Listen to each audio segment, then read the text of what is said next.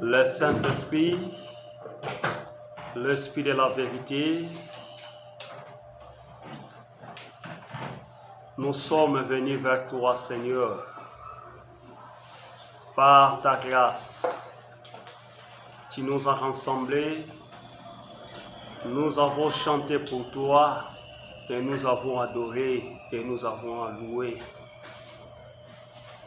Voici l'état convenable.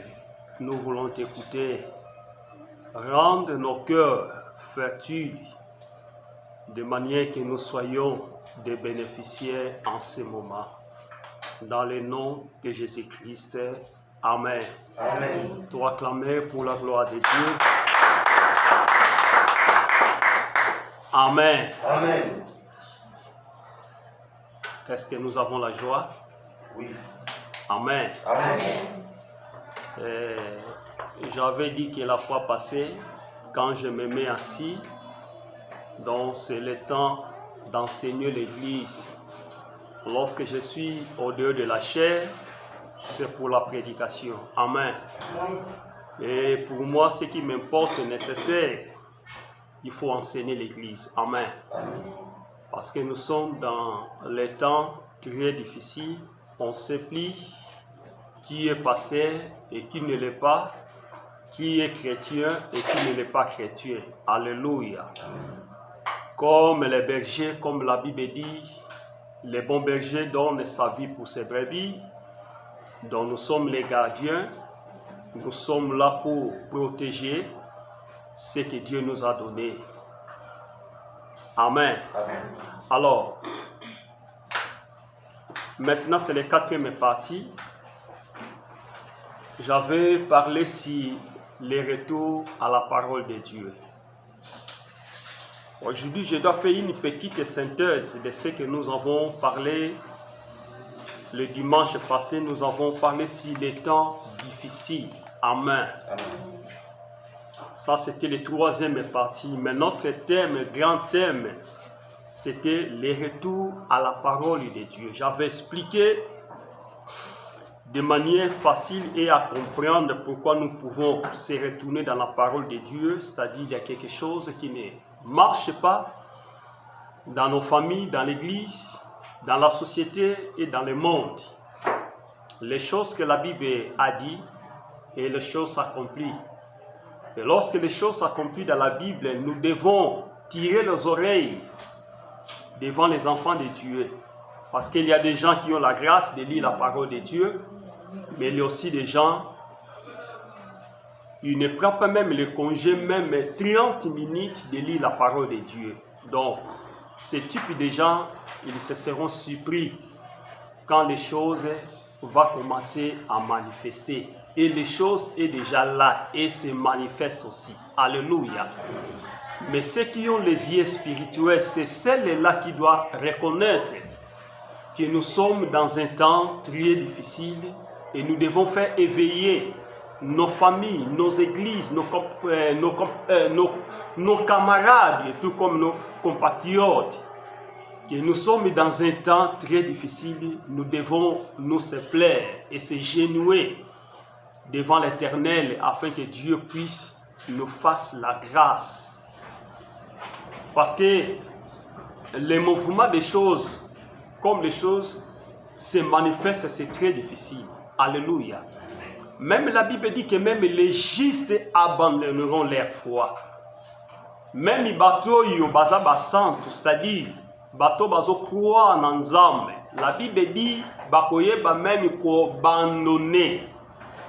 Kondima oyo bazalaki na yango. Omuta abandonnaka les choses et comment? Lorsque les choses ça devient difficile de sa vie. Alléluia. Tant likamboze comme difficile na kati na vie na ye, soki foi na ye eza fondé te na makambo azokutana na yango nde sika mutu atikaka kondima na ye. Alléluia. J'étais quelque part je suivais une émission, c'était magnifique. Et j'avais bénéficié. J'avais fait quelques minutes, mais j'avais bénéficié celle de cette émission. Les choses c'était comment? Ndeko na ngai azalaka na poto. Alléluia. Ndenge yo zandengo wana. Yo botama mwana suka na famille na bino. Yaya na yo, ba yaya no baza na poto. Moko bala mundele ya mobala nanga très bien un message dans autre parce que je parle sur les temps difficiles. Yaya na yo tellement que bala mundele akuta mundele na mwana moko yepa bakisi moko bakomi mibale. Et vous savez que ba mindele ndenge ba vivaka na biso ndenge moko te. Amen. Do yende bakuta ina mobali na ye basali foyer na bango famille na bango yango wana. Ba kontakate kabota mina bandeko na banani bona bon non, ayebi que c'est ça mes frères. Mais na union oyo biso to vivaka pe to zalaka nango mundele avivaka ndenge wana te. Amen. Alors yaya mobali ya tali keleki na biso atikala na libota to bengisa ye aya. Mais avant d'apana yo ndeko nanga ya mwasi. Basali ningo na babengisi ndeko ya leki na bango ya mwasi aye ko vanda pa ya leki na ye ya mwasi mususu yepe abala un africain lokola congolais.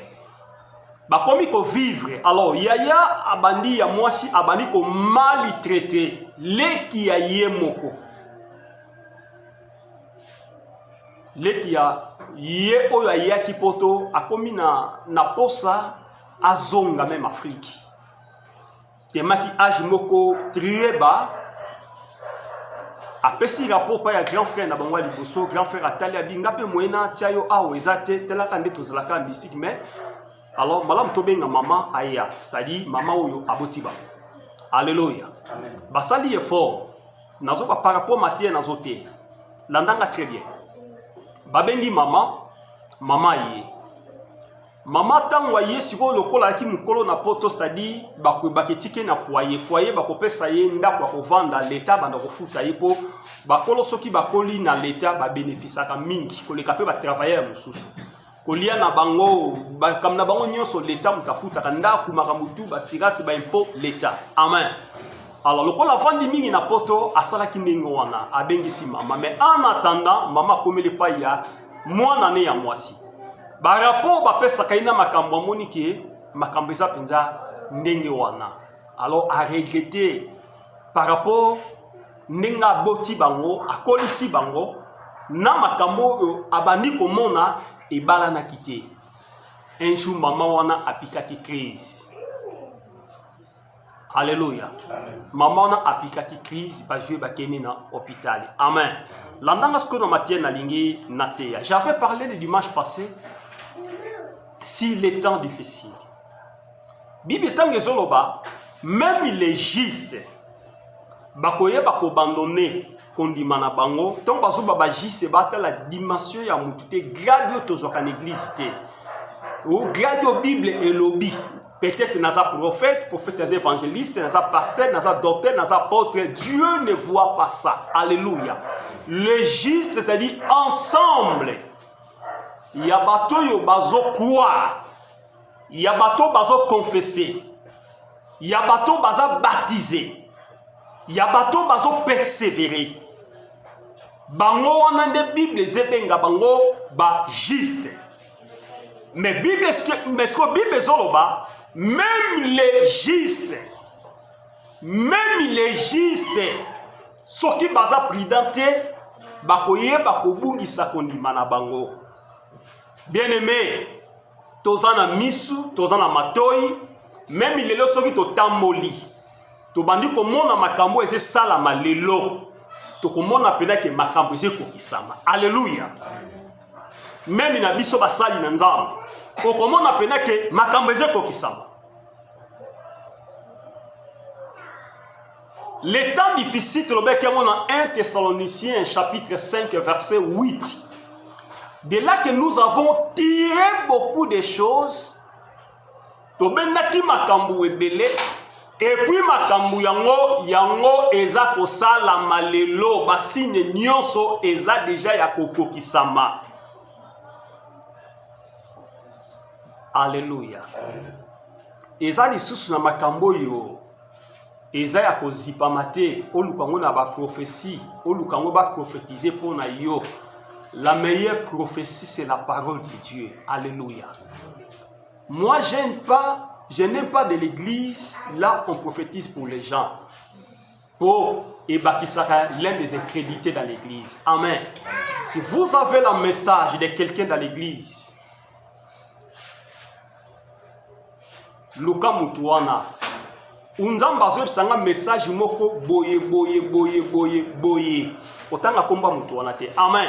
Mais muto nazolo bela, makambo nazolo bela, muto ezali likambu na ye et que touche na motema, na sima ya prière lukangai. Amen. Parce que nous avons un Dieu qui est juste et il lui manifeste sa puissance. Quand il lui parle des choses qui sont vraies. Alléluia. Moi je sais qu'il y a des prophéties menteurs. Il y a des prophéties, bah raconter mon histoire. Il y a des prophéties, bah saluer mais il y a aussi des vraies prophéties. Alléluia. Onzambe à lobby. Et la plupart des choses pareilles, ça passe au niveau de la parole de connaissance, de la voix audible.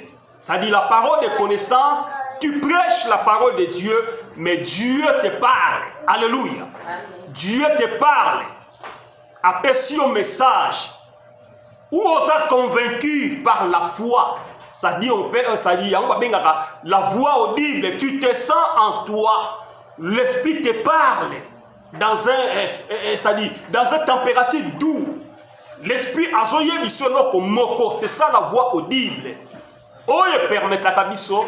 Toi avancer, toi loba, makambo eza 7. Et puis makambo yo ezali ko salamba ndenge wana. Alléluia. Alors, tolobela ki le ministère de l'iniquité est déjà là. Tobaki pourquoi le ministère de l'iniquité? L'iniquité c'est quoi? L'iniquité c'est quelque chose où eza impie. C'est quelque chose qui est impie. C'est-à-dire, eloko ezali ya mabe, makambu ya mabe. Yango le ministère, c'est-à-dire de l'iniquité. C'est-à-dire, misala ya mabe. Ezali déjà wana. Et puis, ezako se manifester. Ezako se manifester na banani. Et ko se manifester na kaka biso bat. Parce que le diable, ce n'est pas un homme en uniforme. Ce n'est pas un homme comme moi. Mais c'est un esprit qui se manifeste dans l'homme. Alléluia. N'appelle cet exemple que ça plus facile à comprendre. Tu es bien, ok? Niawa aza un animal où est apprécié. Amen. Ba sepela kanaye, ba viva kanaye. Mais biso na Congo, niaw c'est un ennemi. Alléluia. Pour la nini. Na esprit to sakante bike ça dit le diable ba sorcier ba sa naviga kamingi ba kota kamingi na kati na niao parce que niao c'est un animal le plus suspect et dangereux. Alléluia. Aza tellement très souple. Yango ba kota ka ba sala ka misala na bango. Et puis même ba yaka na ba nos moko. Soki balingi ba bomba mutu, be mutu déjà zo kufa. Au moment de manifestation, il y a déjà babani déjà ça dit ça pour annoncer déjà qu'il y a un millier de quartier et si kabovandi il y a quelque chose ça ne va pas. Alléluia. Pourquoi? Parce que le diable ba sorcier ba kota ka pe ba très facile na kati na bango. Mais na mbo comme de to vandi c'est un animal au soki obomi ndengwana au sali pe prison. Amen. Ba vivaka na batu ba sala ensemble na batu.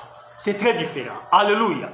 Alors, tolobela ki yango ezali déjà misala oyo ezali ko salama déjà nata na biso. Misala nango puissance nango eza ko se manifester. Eza ko agir à travers les diables. Les diables en personne aza ko agir na kati na ba vie ya bato. Na kati na société, na kati na ba sida bio to vandi, na ba caché to vandi, les diables azo sala. Azo moni sa misala na ye. Tolobela ki yango, mais lelo tolingi tolobela si l'antichrist. Alléluia. Nalingi nalobela si l'antichrist est important. Pourquoi nalingi nalobela l'antichrist? L'antichrist, tout d'abord, c'est un esprit qui était ou qui vivait abandaki ko vivre ensemble na Nzambe avant que ba benga ye antichrist. Ya baso benga antichrist, c'est-à-dire anti, c'est-à-dire azalaki. Amen. C'est-à-dire azalaki na Christ. Et ça deux mots et ça différents. Anti et Christ. Anti, c'est-à-dire a joué une rébellion. Contre qui? Contre Christ. Yango baso benga ye antichrist. Dans la Bible ensemble ngana bino token Apocalypse. Apocalypse chapitre 12.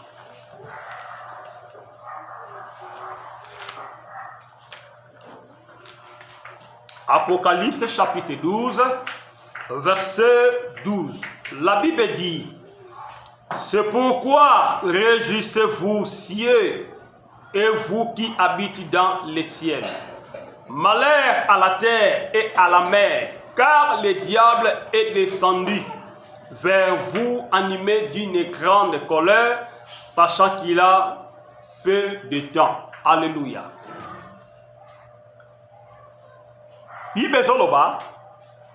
C'est pourquoi réjouissez-vous. Alobi nayango bo sepela. Banani bako sepela. Dieu lui parle des anges. Alléluia. La doctrine des phrases très bien.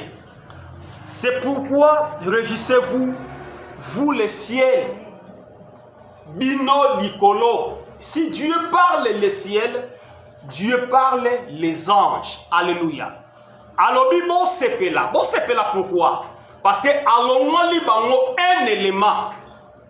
Oyo azaki élément moko très dangereux. Alongoli a rejeté. Mais tant alongoli azako rejeté, azo rejeté na mabele. La naso nenge azo lobela po na mabele. C'est pourquoi réjouissez-vous, ciel, likolo, et vous qui habitez dans les ciels. Bino boza ko habiter boza la kanalikolo, c'est-à-dire il lui parle des anges. Alléluia. Il dit malheur à la terre et à la mer. Si quoi yalobi mawa na mabele pe na mai. Alléluia.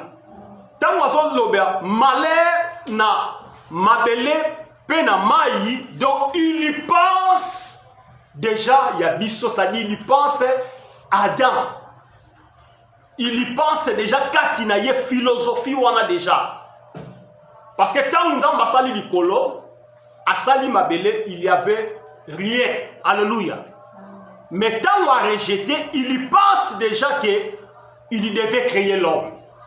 Mais Azakolo a déjà prophétisé avant que l'homme qu'il soit mawa na mabele fait mawa na mai. Ce qui otali, tu as trois types. Oeza ko se rassembler biso ko définir biso monde. Likolo, mabele, pe mai. Amen.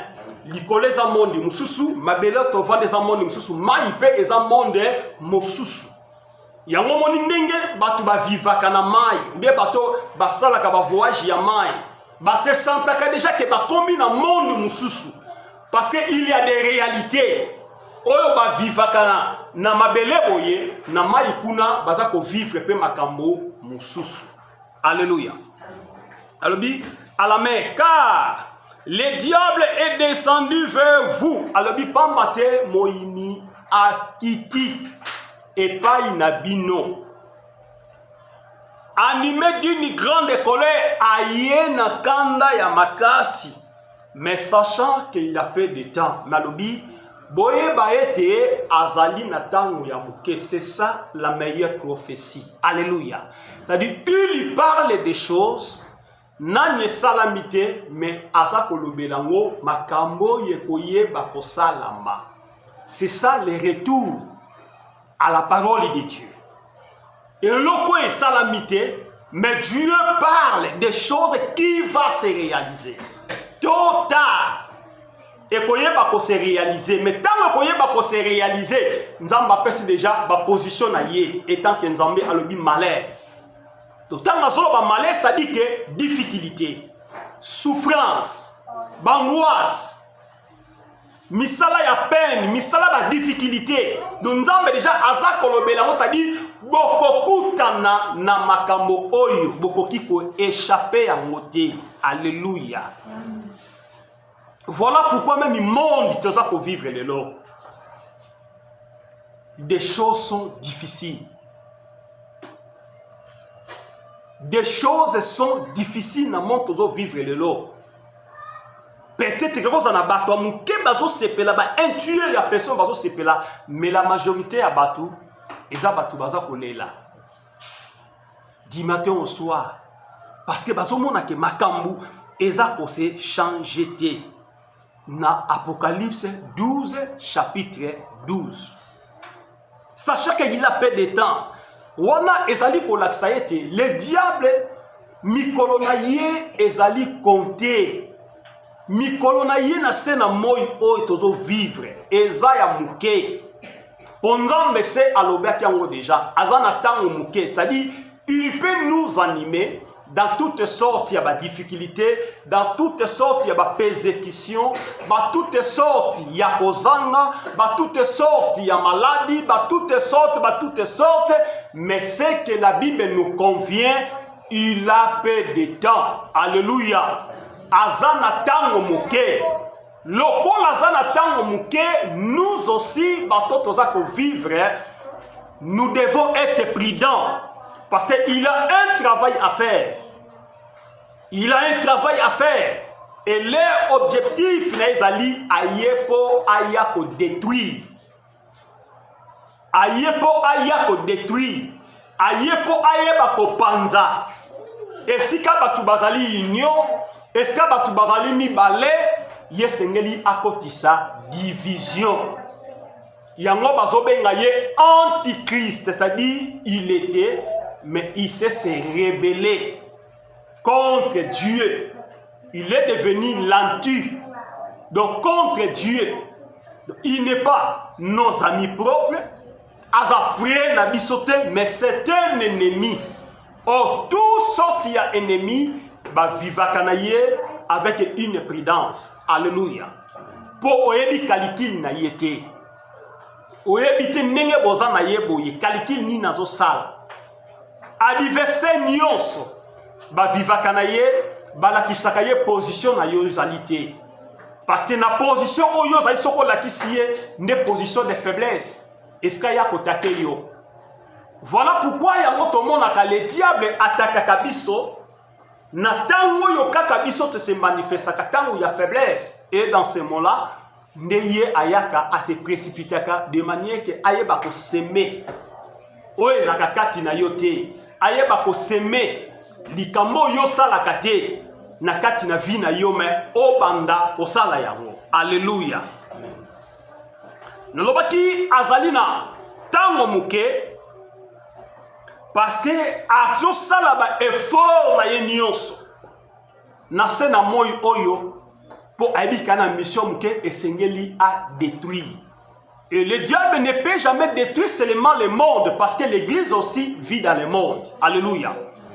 Est-ce que l'exemple on en a très bien?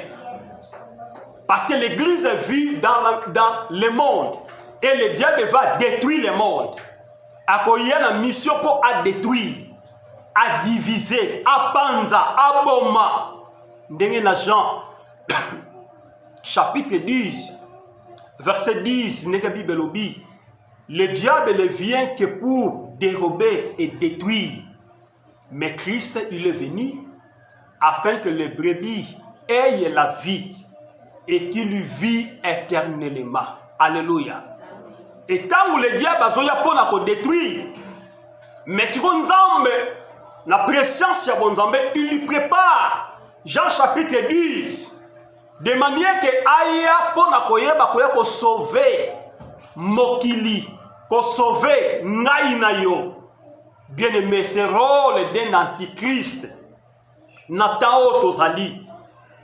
À ça qu'on jouait même dans des églises Oh, ils ont prostituées parce que dans la Bible, quand on parle, ça dit des femmes, des prostituées, ça dit, ils ont symbolisé selon l'Apocalypse, ils ont symbolisé Basi Abandumba, oh, Bavandi na kati na église.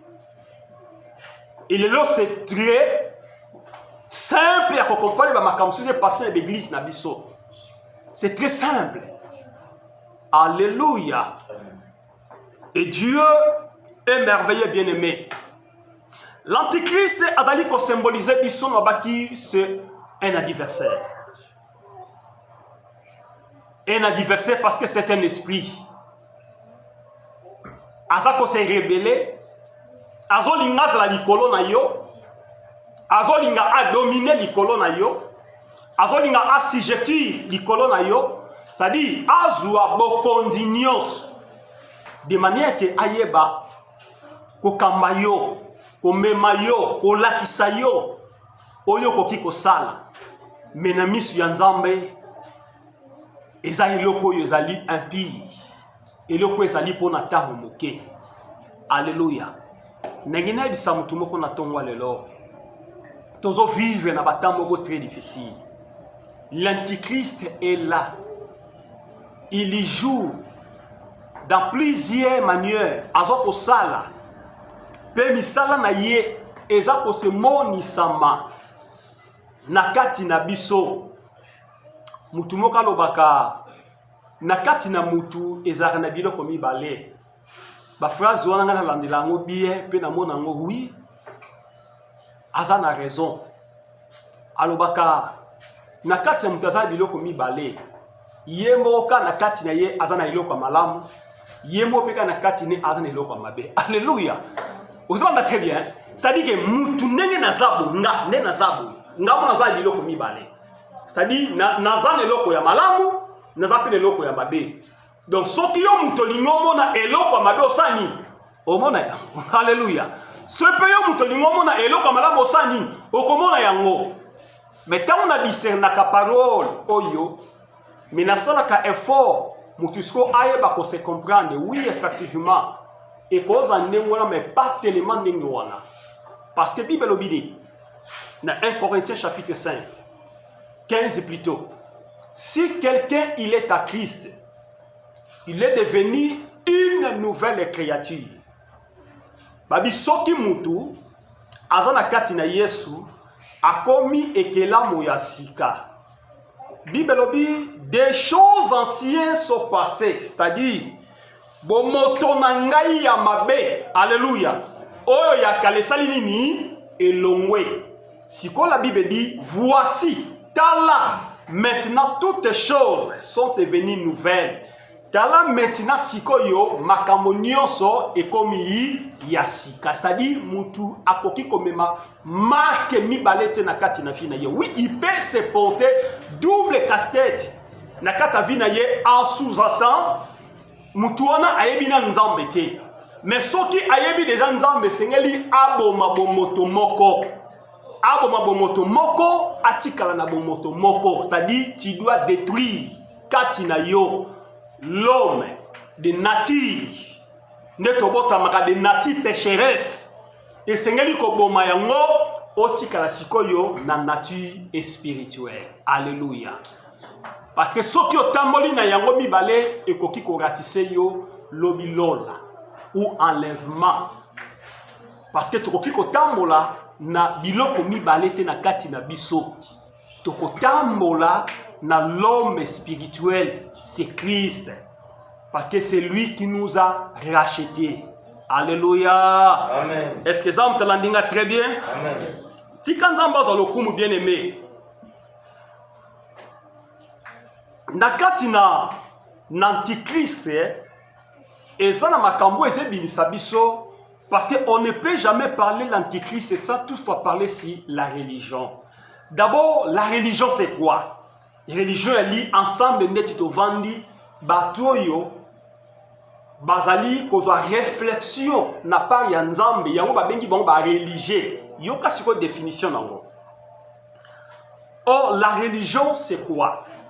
La religion, c'est l'ensemble de déterminés, de croyances et de dogmes religion ezali ensemble ya bato baza kokwa pe bazondima ba dogme définissent les rapports de l'homme avec les secrets, c'est-à-dire bato yo baza kondima ba dogme ezali sous forme ya enseignement o baza kopesa bango baza ko se définir yango et puis baza ko porter eloko wana kati na bango eze koma lokola secret yango babengi yango religion. Alléluia. Nenge biso lelo na mboka na biso toza na plusieurs religions. Alléluia. Yango babenga kango eza na terme mo babenga ngo pays nazo kosana moana, c'est-à-dire tu as plusieurs religions kati na biso. Okomona religion catholique, protestant, musulman, islamique, ni, c'est-à-dire plusieurs. Yon babengi yango religion. Alléluia. Mais na kati na ba religion eza na ba secte. Ba secte ezali sous forme ya ba doctrine. O ezebima na kati na religion. C'est-à-dire bato ba bima libanda ya religion asali ba secte na ye. Na ba secte na ye wana, c'est-à-dire asa na vision na ye. Exemple na pe selo ko moko ndeto bengaka bampe valong. Alléluia. Ce sont des sectes. Babiloko yo omona forme ya religion bango baza pena na endo, c'est-à-dire na façon na bango. Batu ya dibundi dia Congo. Okomona pena ke na kati ba secte na bango wana ba misuni baliaka yango te, c'est-à-dire baza bato ba bimi na kati na doctrine mais bakoko créer loko ba bengi yango ba secte. Ce sont des choses oyo batu ba créer. Mais euti na kati ya religion ba créer et comme li bango pe lokola fondement et comme li bango lokola enseignement. Babandi ko enseigner yango batu et bandi pe ko so ba place na mitema ya batu. Mais ok, ce sont des forces. Oye koki ko apporter ba vite na kati na ba vie ya batu. Alléluia. Oye ça important na ba vie ya batu ko prêcher batu Christ ressuscité. Pour prêcher batu Christ, il doit revenir. Oye ça important na ba vie na biso. Alors, deuxième chose est toujours sur la religion, ensemble de pratiques et de rites. Ensemble de pratiques et de rites et zalini. Na pesi exemple. Soki okei et pas ya banganga, au moins na penganga za na Bible. Bato bazwa ngolu ya kota ndaku ya banganga ou bien baki kotalisa makambo epa ya epa ba miku be pa batu moko boye tango bakota kona bakuta ka pe Bible. Alléluia. Les mêmes Bible oyo bakuta ngo kuna bakuta ka Bible wana kuna. Mais siko bazobenga bango bazali ensemble ya ba pratique ya ba rite, c'est-à-dire bato ba bimi na bonzambe mais babadi ko pratiquer ba biloko moko o ezali démoniaque. Ba biloko moko ezali démoniaque, magie. Babandi ko pratiquer yango et puis azoye biso likambu et puis likambu wana pe eza pena nenge ya zolo ba yango nengwana. Mais il y a des